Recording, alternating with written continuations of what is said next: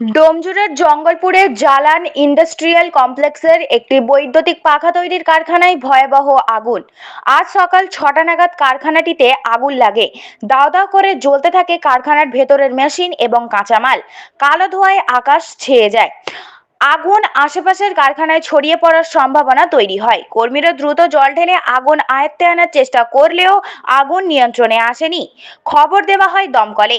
একে একে ঘটনাস্থলে দমকলের ৪টি ইঞ্জিন আসে। দমকল কর্মীরা দ্রুত আগুন নেভানোর চেষ্টা করছে। আগুন এখনো পুরোপুরি নিয়ন্ত্রণে আসেনি।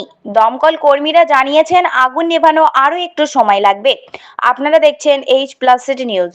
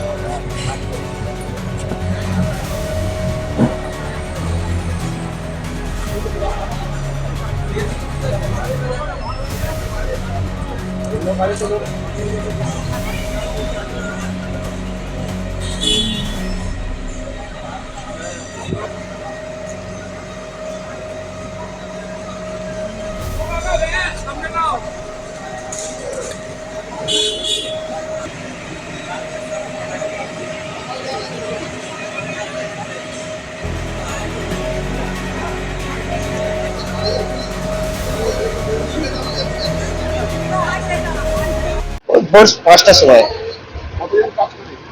এখানে তো ওই রিজেন্ট যে কোম্পানি পাকা কোম্পানিতে কাজ করে প্রায় ৩০ জনের মতো, আর আমার হচ্ছে এটা হচ্ছে মেট্রো ক্যাশ এন্ড ক্যারির হাব ছিল।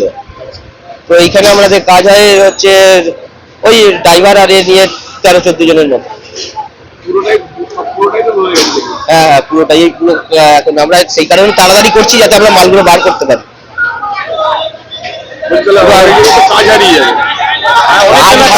হারিয়ে যাবে কিছুদিন, মানে এখন এইরকমই চলবে।